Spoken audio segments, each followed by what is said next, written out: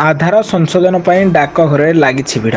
पाटना केन्दुझर जिला पाटना मुख्यालय थिबा डाकघर कर्मचारी अभाव जोगु उपभोक्ता नाही नथिबा असुविधार सम्मुखीन होउछन्ति। मोहन सरकार सुभद्रा योजना सामिल होगापी आधार कार्ड, जन्म तारीख संशोधन एवं मोबाइल नंबर लिंक करने आवश्यक होउथिबारु आज बुधवार डाकघर शह महिला लंबा धाड़ी शह महिला लंबा धाड़ी छिड़ा होता देखा मिली।